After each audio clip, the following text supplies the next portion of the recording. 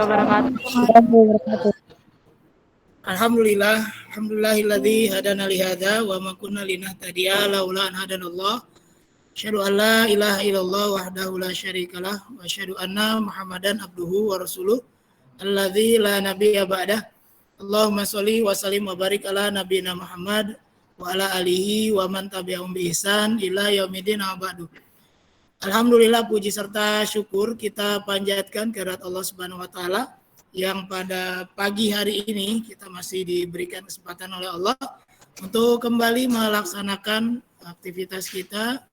Di antara kewajiban kita sebagai seorang muslim yaitu thalabul ilmi, menuntut ilmu. Mudah-mudahan apa yang kita lakukan dari pagi ini atau pagi tadi sampai kita menyelesaikan seluruh kegiatan kita, mudah-mudahan selalu dalam keadaan sehat walafiat, dilindungi oleh Allah Subhanahu wa taala. Salawat serta salam tak lupa kita aturkan pada baginda Nabi Muhammad sallallahu alaihi wasallam serta para keluarga, para sahabatnya dan juga para pengikutnya yang tetap istiqomah hingga yaumil akhir. Sebelumnya sama-sama kita awali dengan baca suratul Fatihah. Kita kirimkan untuk kedua orang tua kita, baik yang masih hidup ataupun yang sudah mendahului kita, dan juga untuk Bapak Ibu guru kita, mudah-mudahan selalu diberikan kesehatan, diberikan keberkahan akan ilmunya, dilapangkan rezekinya, dimudahkan segala urusannya, dan kita semua dijadikan anak yang soleh-soleha, berbakti kepada kedua orang tua, hormat kepada Bapak Ibu guru, mendapatkan ilmu yang baik, serta amal yang diterima oleh Allah Subhanahu wa taala. Ala hadhihi wa kullu niyatin sholihah. Al-Fatihah. A'udzubillahi minasyaitonirrajim. Bismillahirrahmanirrahim. Alhamdulillahirabbil alamin, arrahmanirrahim, maliki yaumiddin. Iyyaka na'budu wa iyyaka nasta'in. Ihdinas siratal mustaqim. Siratal ladzina an'amta 'alaihim ghairil maghdubi 'alaihim waladdallin. Amin amin ya rabbal alamin. Baik semuanya, mudah-mudahan dalam keadaan sehat semua, baik yang di kelas maupun yang di rumah ya. Bapak absen dulu ya. Afra Mera. Hadir, Pak. Afra Mera enggak di sekolah? Enggak. Kenapa Afra di rumah? Lagi isolasi kah? Orang tua. Tidak diizin ya? Tidak dapat izin dari orang tua. Alisa. Hadir, Pak. Oh, ada di rumah. Alisa kenapa di rumah? Saya lagi kurang enak badan. Lagi isolasi atau gimana? Enggak, cuman kurang enak badan doang. Baik. Mudah-mudahan sehat ya. Aulia Zaskia. Aulia Zaskia ada. Bunga. Bunga ada di rumah. Bunga apakah ada? Bunga nggak ada. Chelsea. Hadir, Pak. Chelsea hadir. Chelsea kenapa? Belum diizinin PTM. Belum diizinkan. Oke. Dan Leo. Hadir, Pak. Di rumah Dan Leo. Hadir, Pak. Dan Leo ada? Ada, Pak. Suaranya kecil. Kameranya mana kameranya? Nyalakan dulu. Hadir, Pak. Ya, kameranya mana? Dan Leo hadir. Dimas. Ervandio. Ervandio hadir. Hasyifa. Ada. Irham. Irham dari rumah. Ada Irham? Irham belum ya? Belum bergabung Irham? Belum. Muhammad Amar. Muhammad Amar kenapa? Belum diizinkan. Hawari. Hadir. Torik. Torik hadir. Zaki. Hadir, Pak. Zaki kenapa di rumah Zaki? Sama, Pak. Belum diizinin, Pak. Belum diizinkan. Mutiara. Oh, Mutiara hadir. Nabila. Nabila ada kok di rumah? Nabila nggak ada. Yang dari rumah belum dipanggil. Yang dari rumah absen berapa? Oh, 19 ya. Wawa. Awak ya? Awak. Naswa panggilannya Awak. Naila Putri. Naila Putri? Naila Putri nggak ada? Naila Putri belum. Nur Fatima, Hadir, Pak. kameranya mana, Nur? Kameranya. Regina, Hadir, Pak. mana Regina? Rezal, Rezal nggak ada, belum. Rifa Andina, Hadir, Pak. hadir. Rifat Hadir, Pak. Akbar hadir. Rizky Andika, Hadir, Pak. Rizky hadir. Sabila Lila, Hadir, Pak. Sabila Lila hadir. Sabrina,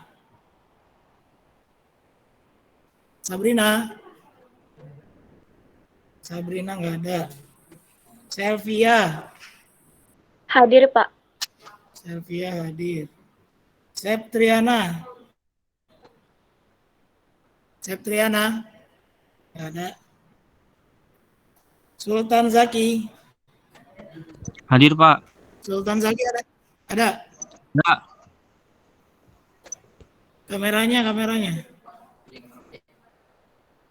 Kameranya nyalakan dulu, Sultan. Ulul Azmi Hadir, Pak. Ulul Azmi ada? Ada. Kameranya mana? Zalfa Hadir, Pak. hadir. Ilham Adi Hadir, Pak. Ilham Adi hadir.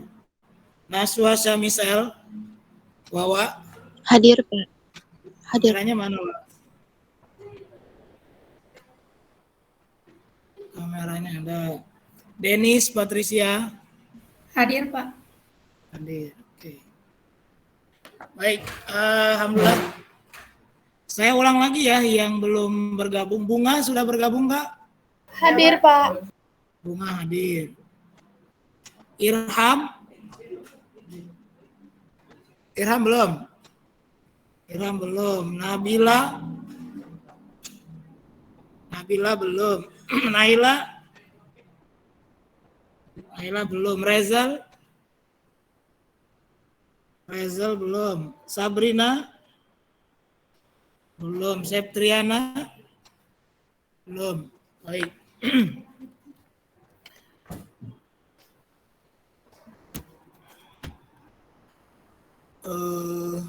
Bentar ya.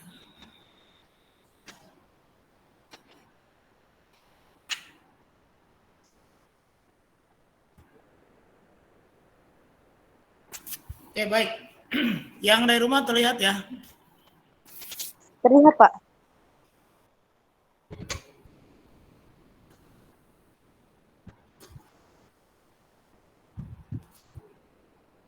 Baik, minggu lalu saya sudah Bapak menyampaikan materi tentang sumber hukum Islam.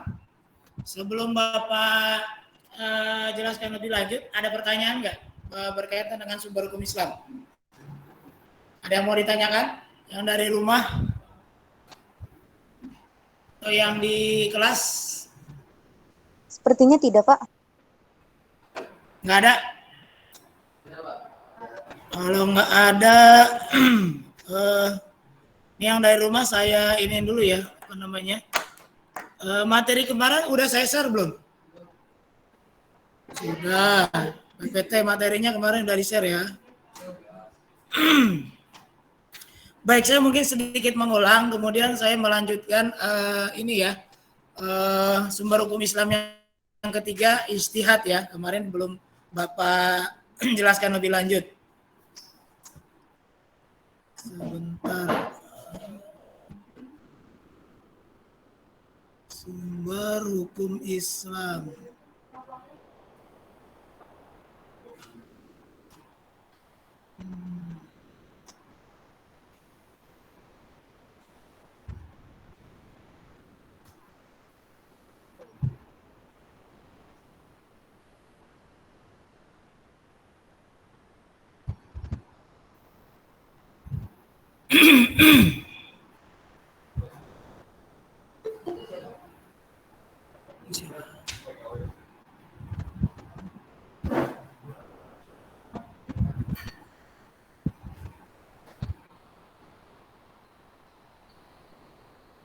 Naila sudah bergabung? Sudah, Pak. Naila sudah. Nanti yang bergabung tolong ini ya, infokan ke saya yang sudah bergabung. Naila. Baik, saya akan menyampaikan sedikit mengulang materi yang minggu lalu. Ya, bahwasanya kita memiliki sumber hukum Islam itu ada 3 ya. Artinya sumber hukum Islam yang pertama nih ya.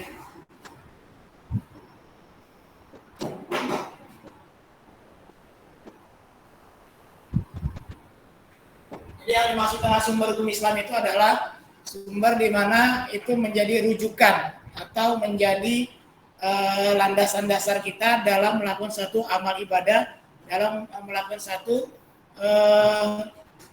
perbuatan atau suatu hal yang kita lakukan dalam kehidupan sehari-hari, sehingga rujukan itu adalah yang pertama Al-Quran, kemudian Al-Hadis atau sunnah, kemudian yang ketiga adalah ijtihad. Ya.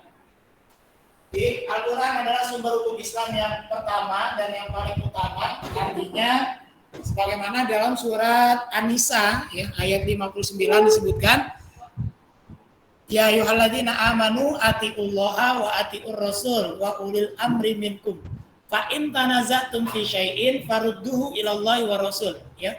Jadi dalam surat An-Nisa itu disebutkan, ya ayyuhalladzina amanu, wahai orang-orang yang beriman, taatilah Allah. Ya, dalam hal ini adalah taatilah Allah, artinya kemudian apa yang menjadi perintahnya di dalam Al-Quran itu yang ditaati, apa yang dilarang itu yang kita taati. Kemudian wa'ati'ur rasul, dan juga taatilah Rasul. Jadi apa yang menjadi perkataan Nabi, perkataan Rasul Nabi Muhammad SAW, maka ikuti. Ya, apa yang menjadi larangan dari Nabi, maka ikuti. Ya, jadi kewajiban Muslim ya, dalam hal ini orang-orang beriman, yang pertama taat kepada Allah, karena Allah menjadi landasan kita beribadah, ya, landasan kita kepada siapa kita menyerahkan diri kita, maka kemudian kita beribadah kepada Allah, taat kepada Allah. Wa'ati'ur rasul, dan juga taat kepada Rasul. Dalam hal ini adalah Rasul-Rasul, di antara Rasul-Rasul Nabi Muhammad sebagai Rasul terakhir, maka kita wajib mengikuti apa yang disampaikan oleh Nabi, baik itu yang di dalam Al-Quran maupun yang di dalam hadis. Kemudian yang ketiga adalah taat pada ulil amri. Ya. Di dalam hadis atau ayat An-Nisa ayat 59 disebutkan, wa atiur rasul wa ulil amri. Artinya ulil amri di sini adalah penguasa, para pemimpin. Memang di situ tidak ada kata taat ya. Ketika ditaatilah Allah, atiullah, atiur rasul itu ada kata taatnya ya. Tapi ketika wa ulil amri ini nggak ada taatnya. Maksudnya apa? Kita wajib taat kepada ulil amri, pemimpin kita, penguasa yang ada di wilayah kita, taat kepada pemimpinnya selama pemimpin itu tidak melakukan hal-hal yang di luar batas berkaitan dengan apa yang ada dalam Al-Quran maupun yang dalam hadis. Artinya selama pemimpin itu mengarahkan kepada hal-hal yang benar, mengarahkan kepada sesuai dengan Al-Quran dan hadis, maka kita wajib mengikuti pemimpin tersebut. Ya, ulil amri minkum. Fa in tanaza'tum, jika kita berselisih pendapat tentang sesuatu, farudduhu ilallah wa rasul, maka kembalikanlah kepada Allah, pada Al-Quran, kemudian wa rasul, kepada hadis. Ya. In tanaza'tum fi syai'in farudduhu ilallah wa rasul. Dzalika in kuntum tu'minuna billahi wal yaumil akhir, dzalika khairu wa ahsanu ta'wila. Jika kamu benar-benar beriman kepada Allah dan hari akhir, maka yang demikian adalah lebih baik dan akibatnya lebih baik pula. Artinya di surat An-Nisa ayat 59 Allah ingin menegaskan sumber hukum Islam itu yang menjadi rujukan itu adalah Al-Quran dan hadis. Kemudian ijtihad ini apa? Kemarin sudah dibahas, berkaitan dengan ijtihad itu adalah upaya dari umat Islam ketika tidak permasalahan itu tidak terpecahkan atau tidak ada jalan keluarnya di Al-Quran, kemudian juga tidak ada di dalam hadis, tidak ada di dalam sunnah, maka dicarikan jalan keluarnya melalui ijtihad. Apa itu ijtihad? Apa ya ijtihad? Naswa? Ijtihad itu apa? Ijtihadnya, kita belum masuk ijma. Ijtihad itu apa? Kita masuk ke ijtihad ya. Yang lain? Mutiara apa? Yang dari rumah, apa itu ijtihad? Kesepakatan, Pak. Kesepakatan. Kalau kesepakatan itu ijma. Ijtihad itu apa? Apa itu ijtihad? Coba siapa yang di belakangnya Naswa? Berjuang jalan Allah, Pak. Kelihatan nggak? Kamu pegang ini nggak? HP nggak? Nggak maksud jimit ya? Yang dari rumah aja deh kalau gitu. Dimas, boleh Dimas.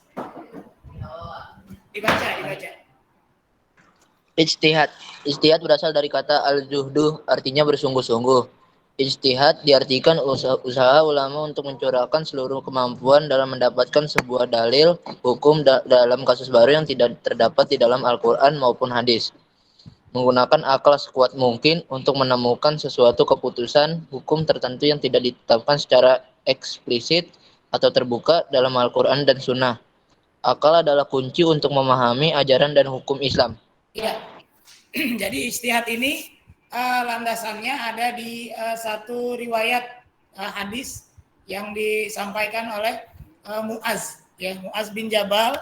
Ketika itu dia ditugaskan untuk memimpin satu wilayah ya yang di luar wilayah Islam, yaitu di sini tidak disebutkan di Yaman ya, di Yaman. Jadi Islam sudah mulai tersebar ya. Kemudian Muaz bin Jabal ini diutus oleh Nabi Muhammad untuk menjadi pemimpin di sana, ya. Jadi pemimpin di Yaman. Nah, suatu ketika itu ditanyakan kepada Muaz. Nah, oleh Rasulullah ditanya, wahai Muaz, ya, kamu kan nanti akan ditempatkan di Yaman. Ya, saya akan bagaimana cara kamu menghukumi suatu masalah? Artinya kalau ada masalah, bagaimana kamu mengambil keputusan? Ya, kemudian Muaz menjawab, saya akan putuskan dengan Al-Quran. Maksudnya dia akan cari jalan keluarnya di Al-Quran, karena Al-Quran itu sebagai pedoman, petunjuk, ya, kemudian sebagai hukum dan lain sebagainya. Maka kemudian di situ disebutkan Muaz bin Jabal ketika ditanya bagaimana kamu memutuskan satu masalah, maka kemudian Muaz bin Jabal menjawab, saya akan berpatokan kepada Al-Quran. Nah, kemudian Nabi bertanya lagi, apabila tidak kamu temukan masalah itu di dalam Al-Quran, bagaimana?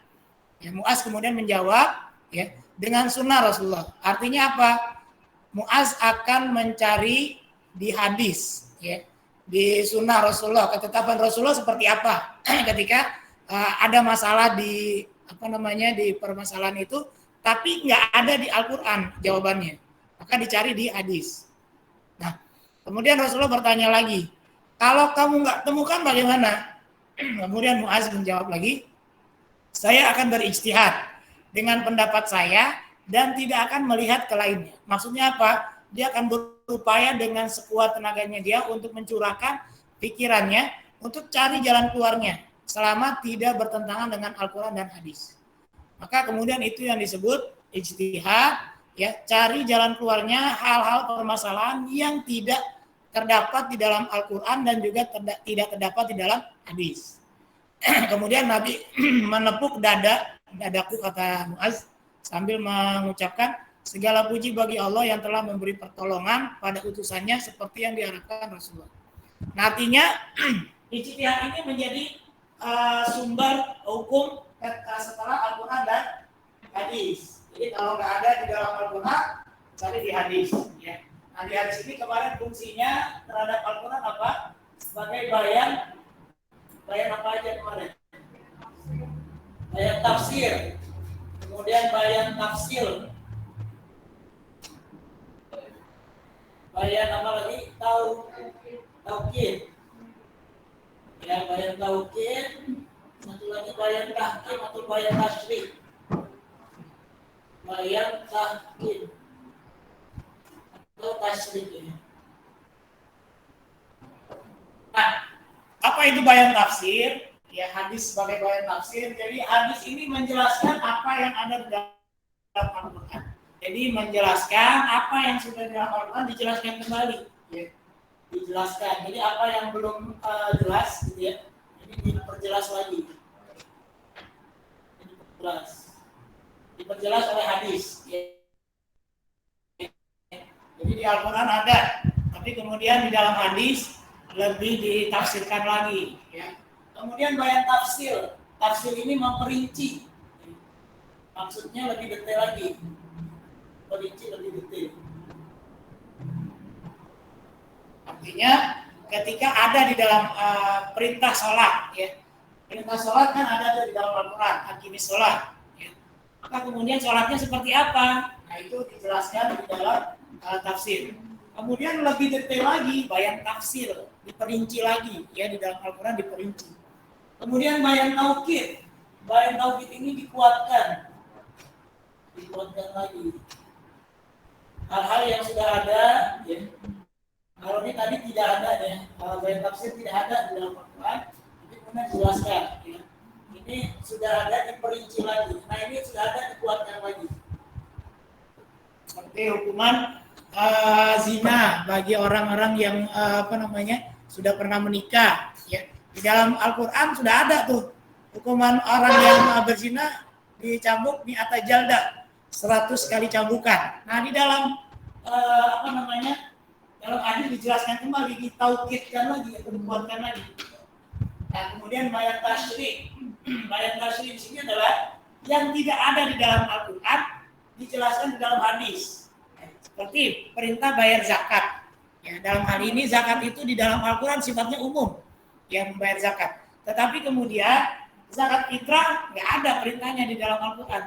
Ya, tapi kemudian di dalam hadis disebutkan, maka ini disebut bayar tahkim atau tasyrih, disyariatkannya di hadis. Ya, ini zakat fitrah. Maka zakat fitrah itu wajib untuk setiap individu yang mampu. Ya. Besarannya berapa? Dijelaskan di dalam hadis, ya, yaitu 3 genggam sok, gitu ya. Ini kalau misalkan kita ukurkan sekarang, yaitu adalah 3,5 liter, ya. Itu dijelaskan. Kemudian bayar zakat fitrahnya pakai apa? Di masa Rasulullah bayar zakat fitrahnya dengan makanan sehari-hari. Sehari-hari pada waktu itu adalah makanannya apa? Kurma dan gandum. Maka bayar zakat fitrahnya pakai kurma, ya, 2 kilo kurma, ya, 2 kilogram, ya, 2,5 kilogram. Kemudian kalau gandum sama 2,5 kilo. Nah, kalau di kita bagaimana? Beras. Nah, itu nanti masuk ke ijtihad, nanti kita jelaskan. Nah, maka kemudian di dalam Al-Quran itu tidak dijelaskan atau tidak dicantumkan, tidak ada kewajiban bayar zakat fitrah, nggak ada di dalam Al-Quran. Adanya di dalam hadis. Maka hadis berfungsi sebagai bayan tahkim atau bayan tasyrih yang tidak ada di dalam Al-Quran disyariatkan di hadis. Sampai sini paham ya? Isi hadis terhadap Al-Quran. Nah, maka kemudian ketika tidak ada di dalam Al-Quran, tidak ada di dalam hadis, tadi sahabat Mu'adz bin Jabal melakukan ijtihad. Ijtihad itu apa? Berupaya dengan sungguh-sungguh mencurahkan tenaga pikiran untuk mencari jalan keluarnya, ya. Maka ijtihad. Nah, dalam hal ini ijtihad itu ada yang pertama ijma, kemudian ada juga qiyas, ya. Ijma di sini adalah ijma dari kata jamaah. Ijma artinya berkumpul, disebut juga sebagai sepakat. Ya, ijma itu bersepakat. Siapa yang bersepakat? Ketika Rasulullah SAW wafat, ya, maka wahyu yang Allah turunkan pada Nabi Muhammad berarti sudah selesai ya. Maka kemudian tidak ada lagi wahyu yang turun setelah Nabi Muhammad wafat. Artinya memang Al-Qur'an itu sudah selesai ya. Nah, maka kemudian ketika Rasulullah wafat, tidak ada pengganti Rasulullah sebagai Rasul lagi, nggak ada. Maka kemudian Rasulullah sebagai Rasul terakhir, tidak ada yang menggantikannya karena memang Rasul sebagai Rasul terakhir, Nabi Muhammad sebagai Rasul terakhir, tidak ada yang menggantikan. Nah, ketika Rasul wafat, maka kemudian berkumpul ke semua para sahabat, memutuskan bagaimana siapa yang akan jadi pemimpin setelah Nabi Muhammad wafat. Nah, para sahabat itu berkumpul. Nah, berkumpul di situ ada Abu Bakar, sahabat yang paling utama, Umar, Utsman, Ali, dan sahabat-sahabat lainnya. Maka kemudian mereka berkumpul, disepakati yang akan menjadi khalifah setelah Rasulullah wafat itu adalah Abu Bakar. Nah, di situ disepakati berdasarkan apa? Ijma. Artinya mufakat. Para sahabat nggak ada yang berdebat, artinya si ini aja gitu. Tapi justru semuanya sepakat menunjuk Abu Bakar sebagai khalifah. Maka itu yang disebut sebagai ijma. Jadi mencari keputusannya itu dengan ijma para sahabat. Ya, itu contoh ijma. Kemudian ijma yang lainnya lagi adalah yang termasuk ijma di sini adalah mengumpulkan Al-Qur'an. Pada masa Rasulullah wafat ya, Al-Qur'an sudah semuanya selesai. Maka Al-Qur'an itu kan kemarin saya jelaskan ada yang sudah mulai ditulis ya. Di zaman Rasulullah Al-Qur'an itu ditulis di pelepah kurma, di kulit binatang, di tulang binatang, kemudian juga menulisnya di batu gitu ya. Nah, bagi yang mereka hafal tidak perlu ditulis karena dia hafal gitu ya. Tapi para sahabat yang memang tidak yang hafalannya kurang, maka dia menuliskannya. Ada juga memang sahabat yang diperintahkan untuk menulis, yaitu diantaranya adalah Zaid bin Sabit yang dikenal sebagai sekretaris Rasulullah. Maka Zaid selalu mendampingi Rasulullah kemanapun Rasulullah pergi, yang kemudian dia akan menuliskan yang disampaikan wahyu yang turun, ya. Ayat yang turun, maka Zaid mencatatnya. Nah, setelah Rasul wafat berarti kan tidak ada lagi yang wahyu yang turun. Kemudian ketika Abu Bakar sebagai pemimpin, ya, maka itu ketika Abu Bakar memimpin ada juga orang yang menolak, gitu ya. Dikarenakan apa? Rasulullah sudah wafat, maka kemudian tidak perlu lagi bayar zakat, tidak perlu lagi sholat, gitu ya. Ada sahabat yang menganggap demikian. Maka orang-orang yang menolak membayar zakat, ya tidak mau mengikuti apa yang diperintahkan, maka itu diperangi oleh Abu Bakar. Ya, banyak yang murtad, yang keluar dari Islam, maka kemudian diperangi sampai dia kembali lagi kepada Islam.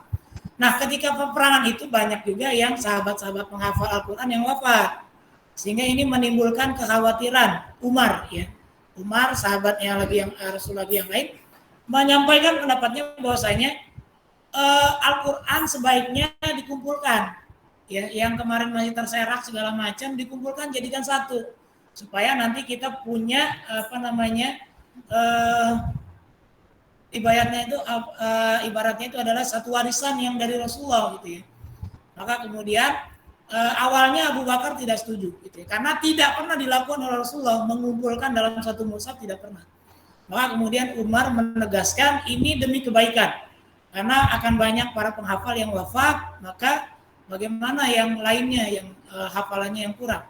Kemudian akhirnya disepakatilah, nah itu ijma juga, disepakati mengumpulkan Al-Quran, ya, dikumpulkan dijadikan satu mushaf, itu adalah bagian dari ijma. Para sahabat waktu itu mengambil keputusan untuk dibukukan Al-Quran. Termasuk juga ya di zaman Abu Bakar kan sudah dikumpulkan, ya, sudah dikumpulkan oleh Zaid, dikumpulkan oleh sebagai penulis, ya, dijadikan satu mushaf. Kemudian setelah jadi satu mushaf diserahkan ke Abu Bakar. Abu Bakar wafat, maka kemudian diserahkan kepada pemimpin setelahnya. Pemimpin setelahnya adalah Umar bin Khattab. Maka Umar bin Khattab menyimpan mushaf yang sudah dibukukan tadi. Nah, ketika Umar wafat, Al-Quran ini disimpan.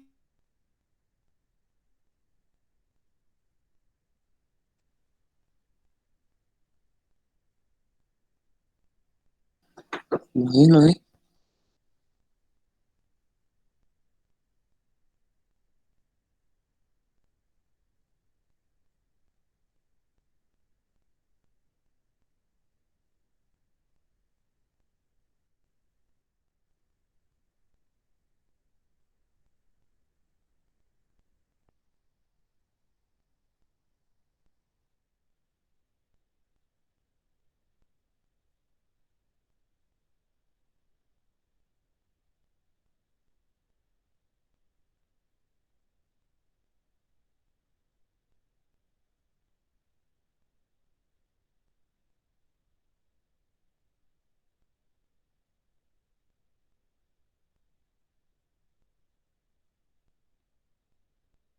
Aku hilang.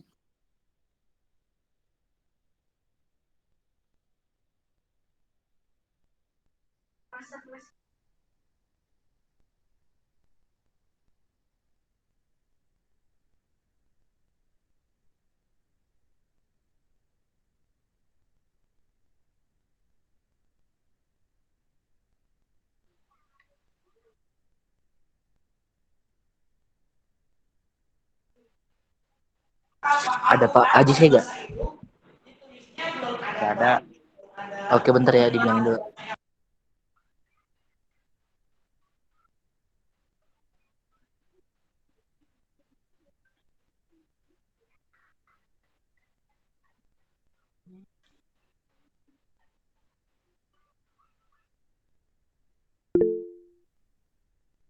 Sabar ya guys ya.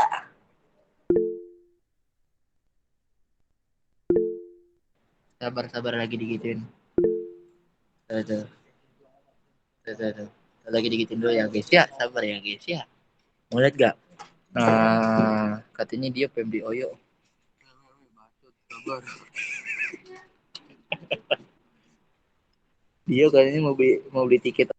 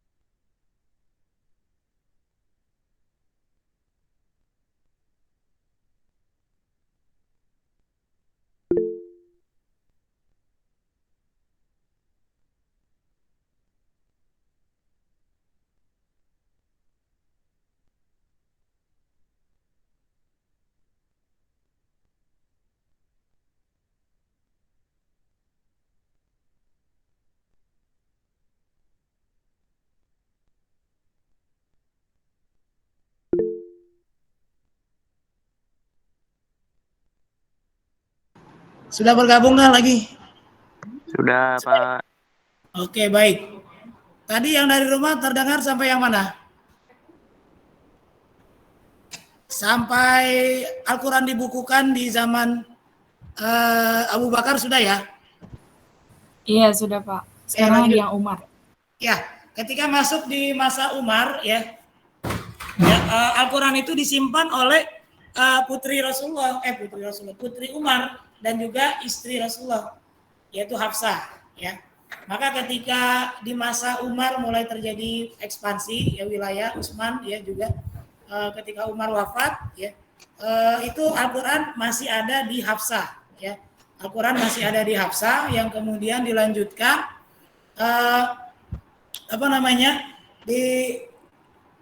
terjadi perbedaan ya ketika di wilayah-wilayah yang berbeda terjadi perbedaan salah membaca ya, dan itu memungkinkan karena apa? Karena terjadi yang namanya beda logat, beda dialek, itu memungkinkan terjadinya beda arti ya.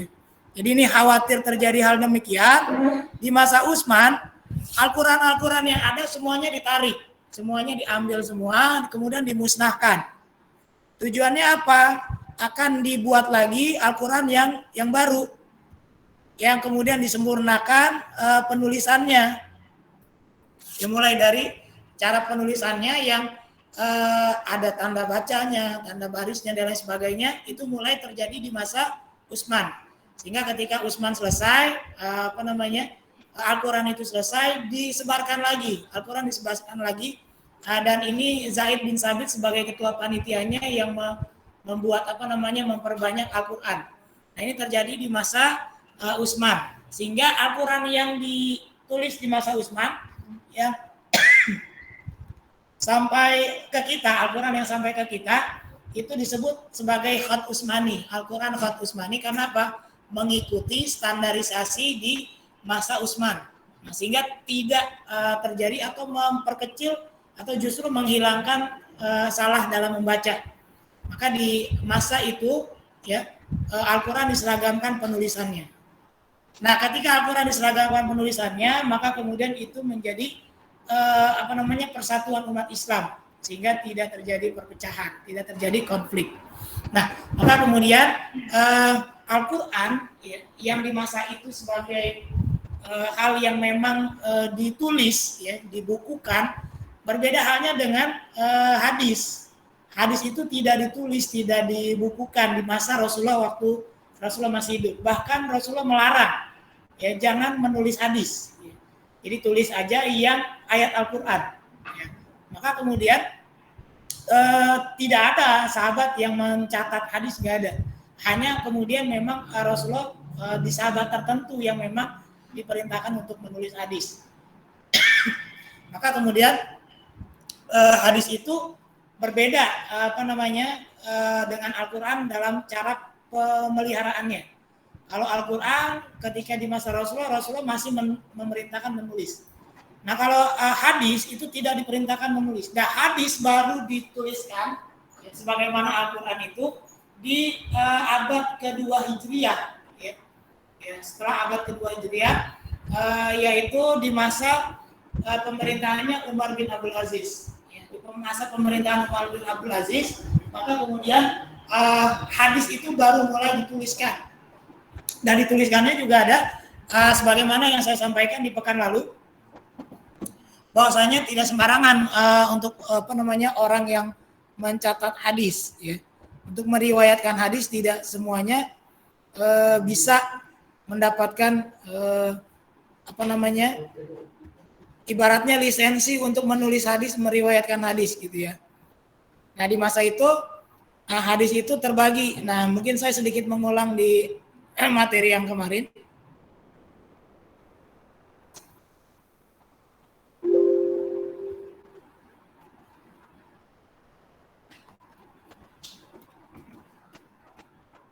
Ya, jadi penulisan hadis ini terjadi di masa Umar bin Abdul Aziz ya, abad kedua Hijriah. Nah, ini kenapa dituliskan? Karena apa? Khawatir ya hadis itu juga banyak yang dilupakan karena tidak dibukukan.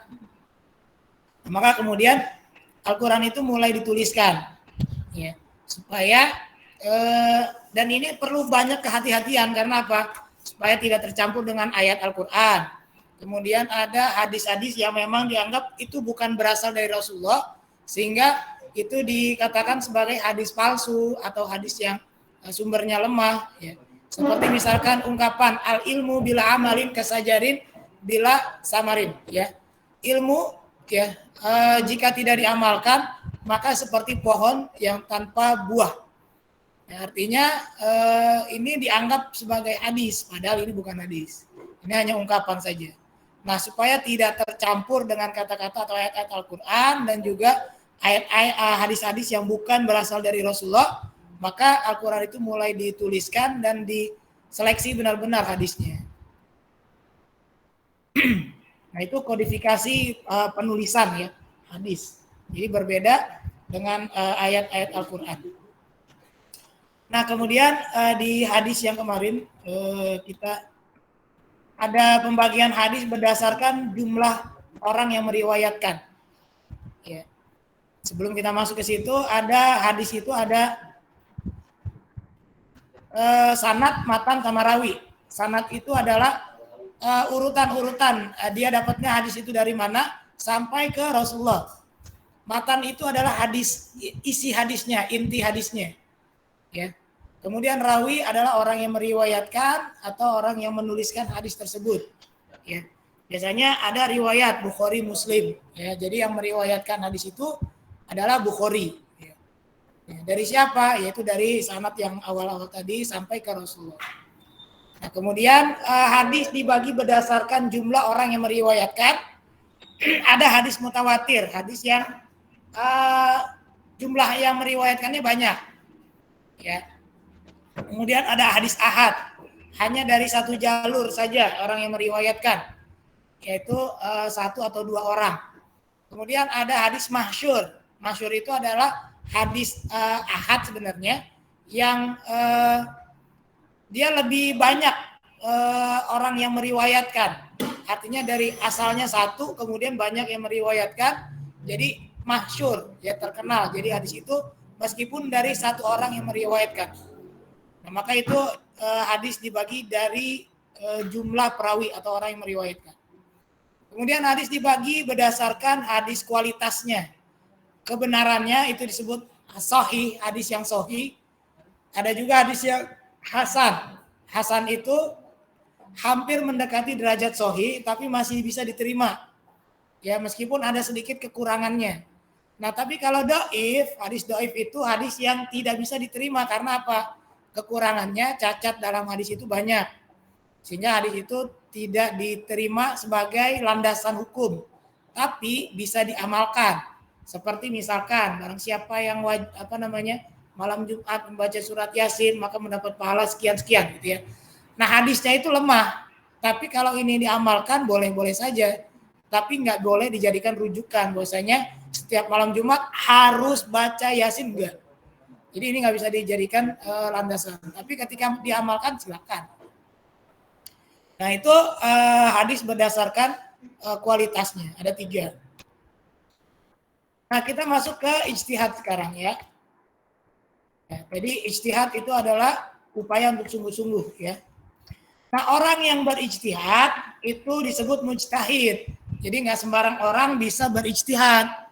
Ya, maka orang mujtahid syarat-syaratnya adalah diantaranya ini: mengetahui hukum-hukum Islam dengan sempurna, fasih bahasa Arabnya, hafal Al-Quran, hafal ribuan hadis, menguasai metodologi ijtihad. Apa metodologi? Cara mengambil keputusan. Kalau ada di dalam Al-Quran, ada di dalam hadis, maka tidak perlu ijtihad. Al-Quran dan hadis saja sebagai sumber rujukannya. Tapi kalau nggak ada, baru kemudian berijtihad. Kemudian menguasai kaidah-kaidah fikih, halal haram, ya, atas segala sesuatunya. Gitu ya. Memiliki sifat akhlak mulia, jujur, adil, dan berani dan terpercaya. Nah, ini metode ijtihad. Jadi ijtihad itu ada ijma, qiyas, istisar, masalah mursalah. Ini sebenarnya masih ada lagi yang lainnya. Tapi kita batasi ke ini aja. Nah, kita masuk ke metode ijtihad. Ya, bahwasanya ijtihad itu ada macam-macamnya. Ini ada qiyas, ada ijma. Tadi ijma sudah kita bahas. Sepakatnya para sahabat atau ulama-ulama tentang sesuatu yang tadinya tidak ada dalam Al-Quran, tidak ada dalam hadis, kemudian diambil keputusannya pada ijma, ya. Seperti apa dibukukannya Al-Quran, termasuk juga jumlah sholat rakaat tarawih, ya. Pada masa Rasulullah, sholat tarawihnya itu 11 rakaat, ya, 11 rakaat dengan bacaan yang panjang-panjang. Dan jumlah rakaatnya 4 rakaat sama 3 rakaat. Jadi 4-4-3. Ya. Bukan 4-3-3 ya. Kalau 4-3-3 kan berarti backnya 4, 3 pemain tengah, 3 penyerang. Nah, kalau 4-4-3 itu tarawihnya 4 rakaat ya. Kemudian 4 rakaat lagi dan 3 witir. Nah, itu jumlah rakaat di masa Rasulullah. Ya. Dan rakaat tarawih itu dilakukan bersama-sama hanya sekali saja. Artinya setelah itu Rasulullah tidak melakukan tarawih berjamaah. Nah, kemudian di masa Rasulullah dan di masa para sahabat, jumlah rakaat itu berbeda-beda rakaat tarawihnya. Tidak lagi 4-4-3 dengan sama dengan apa yang di masa Rasulullah. Tapi jumlahnya ada yang kemudian 2 rakaatnya 2 gitu ya. Kemudian tetap jumlahnya 11 atau juga yang sampai 23. Kenapa berbeda? Karena memang Rasulullah tidak mewajibkan itu di tarawih itu di masa Rasulullah tidak diwajibkan itu. Dan yang namanya tarawih itu sholat artinya sholatnya nyantai. Maka kalau Rasulullah ketika sholat 4-4-3 bacaannya surat Al-Baqarah panjang, ya 1 rakaat. Kemudian ganti surat 1 rakaat lagi gitu ya. Nah, itu di masa Rasulullah dan khawatir memberatkan, maka kemudian dipilihlah metode yang lain, ya 2 rakaat salam, 2 rakaat salam. Surat-suratnya pendek-pendek, surat-surat yang di juz 30 gitu ya. dan itu terjadi perbedaan dan tapi kemudian ini menjadi ijma, ya artinya ijma disepakati oleh pemimpin atau ulama pada masa itu. Dan ijma. Kemudian kias. Kias di sini adalah artinya analogi. Tahu analogi? Ada jam analog. Kalau yang saya punya jam analog, ada yang jam digital gitu ya. Nah, analog artinya sama, menyamakan. Nah, kias menurut bahasa artinya menyamakan, membandingkan satu dengan yang lain, ya. Karena misalkan nih menyamakan si A dengan si B karena kedua orang itu mempunyai tinggi yang sama. Misalkan antara Tauhid sama Dimas, ya. Ini mungkin berbeda, tapi ada kesamaannya. Misalkan tingginya sama, itu menyamakan sesuatu yang beda, jadi yang disamakan, ya. Nah, secara istilahnya adalah menetapkan hukum atau suatu kejadian, peristiwa yang tidak ada pada dasarnya dengan cara membandingkan. Maksudnya tidak ada di dalam Al-Quran, tidak ada di dalam hadis, kemudian dicari jalan keluarnya dengan cari persamaannya. Kayak misalkan di masa Rasulullah itu haram khamr, ya. Khamr itu adalah minuman yang memabukkan di masa Rasulullah, ya. Nggak ada nama lain kecuali namanya khamr.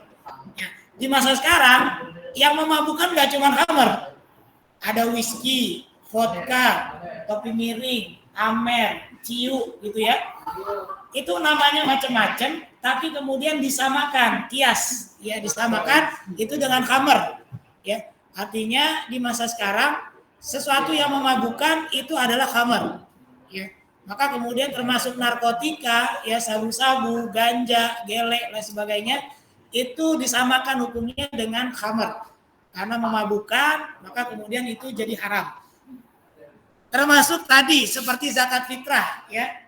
Zakat fitrah di masa Rasulullah bayarnya pakai kurma, ya. Karena makanan pokoknya kurma, makanan pokoknya gandum.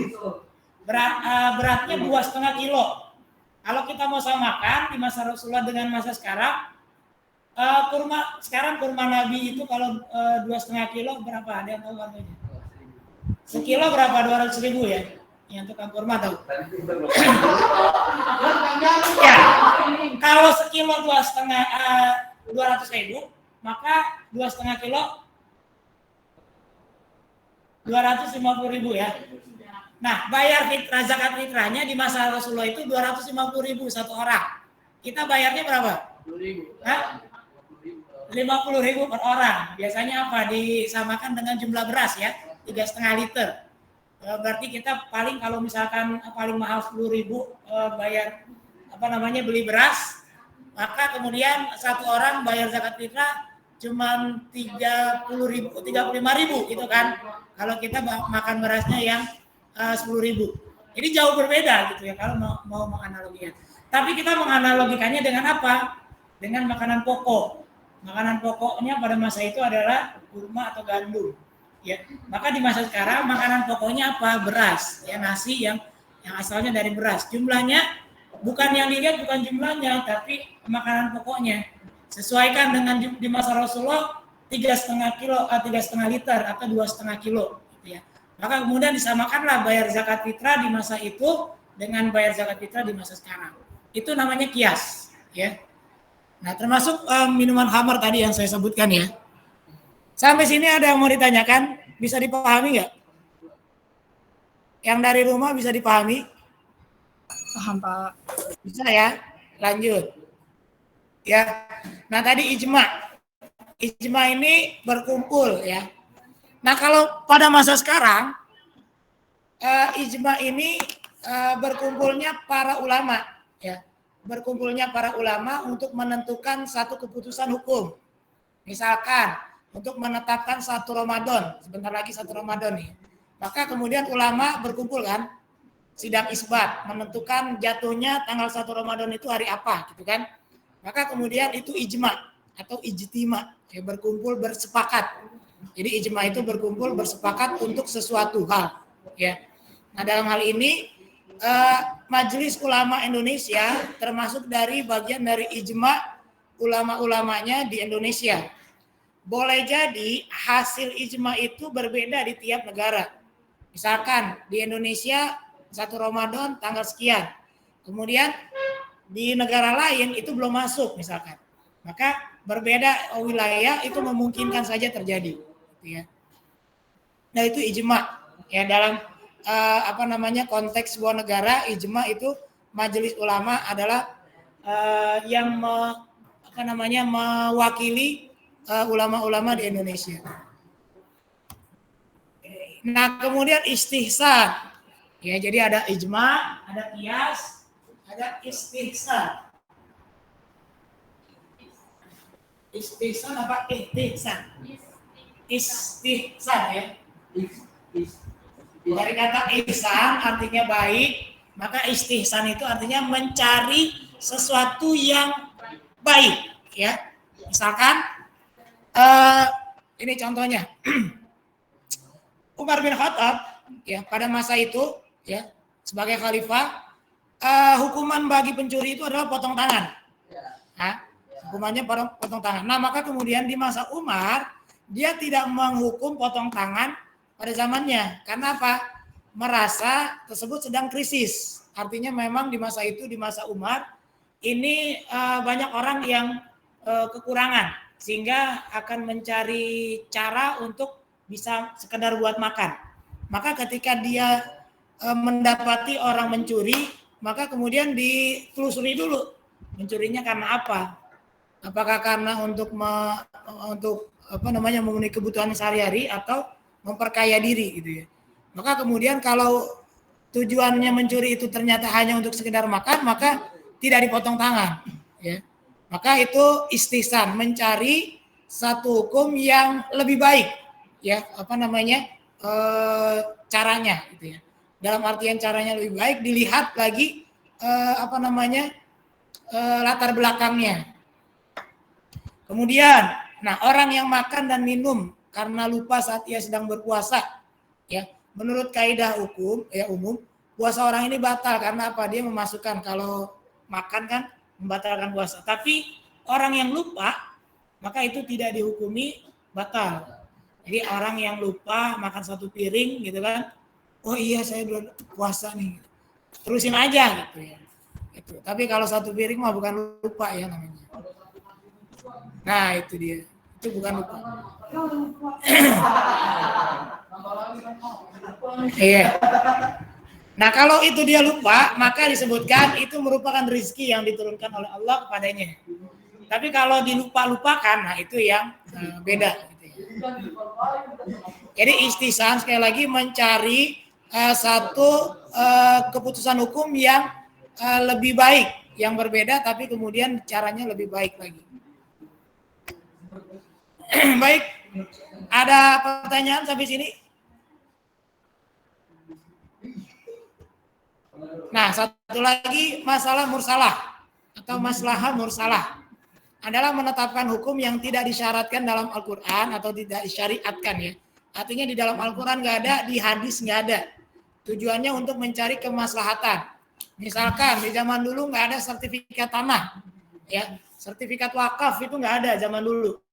Tapi sekarang untuk kebaikan maka wakaf itu harus ada sertifikatnya. Maka tanah itu harus ada sertifikatnya. Ya kemudian makanan ada sertifikat halal haramnya. Ya misalkan suatu restoran supaya kemaslahatan artinya kebaikan, restoran dianggap halal kalau sudah ada punya sertifikat halal dari MUI. Atau sekolah kita ijazah ya. Itu adalah untuk kebaikan, kemaslahatan.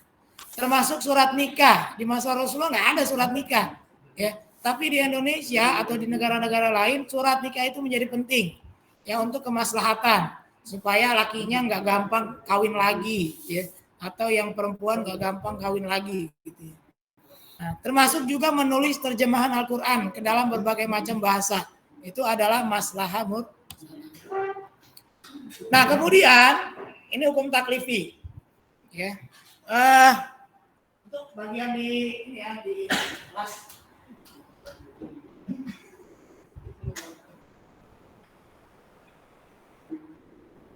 Taklifi. Jadi dalam kita melakukan satu perbuatan, ya, itu ada yang namanya halal, haram, sunnah, makruh, ya. Maka itu termasuk hukum taklifi. Bagaimana seorang itu wajib terhadap sesuatu, maka itu ada hukum taklifinya. Nah, apakah hukumnya misalkan sholat jenazah, hukumnya apa? Fardunya fardu kifayah. Nah, itu hukum taklifi, ya. Kemudian puasa di bulan Ramadan, hukumnya apa? Wajib ain bagi yang mampu. Naik haji, wajib. Bahkan rukun iman, rukun Islam. Ya. Ya, kemudian memasukkan makanan lewat mulut ketika puasa batal kan ya? Ya, itu artinya haram bagi orang yang berpuasa. Nah, kalau misalkan orang sakit diinfus. Ya, kalau orang sakit dia boleh nggak berpuasa. Orang yang berpergian atau musafir dia boleh tidak berpuasa, ya. Artinya itu udah banyak mengambil sesuatu hal yang dibolehkan oleh Rasulullah. Nah, itu ada wajib, sunnah, haram, makruh, mubah. Nah, dalam hal ini wajibnya hukum terhadap sesuatu bisa berbeda-beda. Misalkan hukum menikah apa hukum menikah? Wajib. Kalau nggak menikah dosa dong. Hukum menikah apa hukum menikah? Sunnah, ya. An-nikahu sunnati. Kata Rasulullah, nikah itu adalah sunnahku. Faman raghiba an sunnati falaisa minni. Barang siapa yang tidak mau mengikuti sunnahku, maka tidak termasuk golonganku. Nah, menikah sunnah, tapi bisa menikah itu menjadi wajib. Misalkan usianya sudah cukup, kemudian dia punya pekerjaan, khawatir kalau dia tidak segera menikah, maka dia akan terjerumus pada perbuatan dosa, maka dia wajib menikah. Nah, kemudian menikah bisa menjadi haram.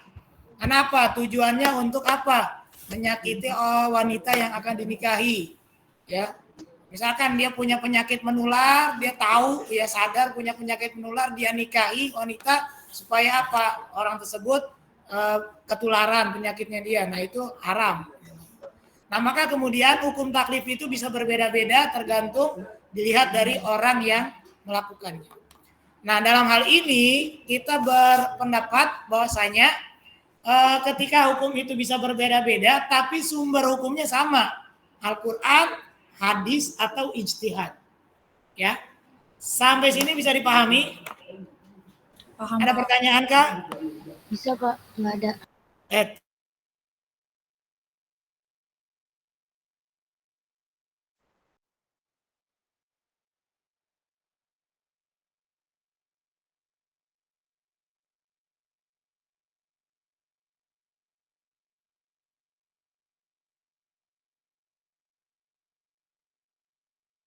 Ini siapa yang nge-lag, guys?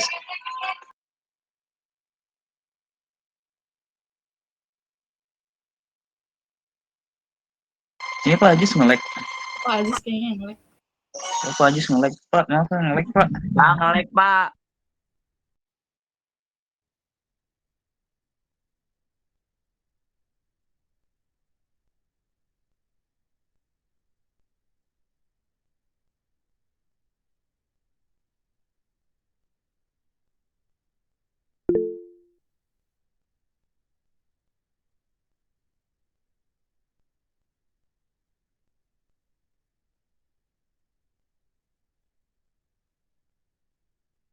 Pak nge-lag, Pak.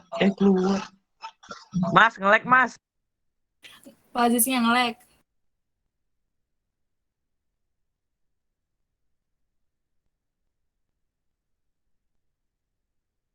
Sabar. Penonton sabar. Sabar ya. Nanti kamu di-banned sama KUA. Oke.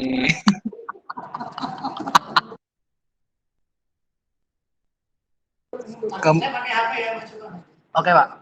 Kamu mau Kenapa Mas nge-lag, Mas?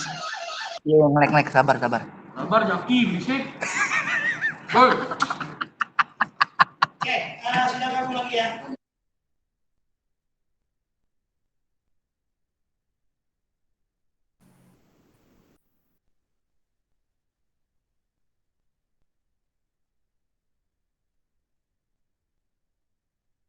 Oh maaf Pak, Bapak masih di mute. Oh, masih di mute. Jangan di mute. Baik, apakah ada pertanyaan dari apa yang tadi sudah saya sampaikan tentang sumber hukum Islam? Ada? Jelas, Pak. Jelas Pak. nih ya. Bawah ada. Bentar. Kalau tidak ada pertanyaan, saya cukupkan. Saya berikan tugas di GCR ya. Tapi karena saya internetnya mati.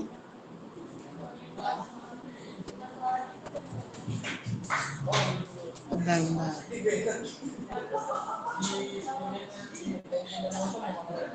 Tugas yang minggu lalu sudah dikerjakan? Sudah, Pak. Sudah. Udah. Saya lihat nih ada yang belum mengumpulkan nih. Dio tuh Pak, Dio belum ngerjain Pak.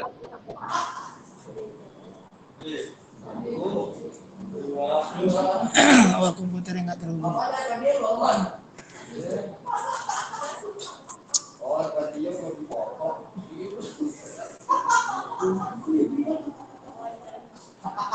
Baik, kalau nggak ada lagi saya cukupkan. Rifa, kamu pakai laptop nggak? Iya, Pak.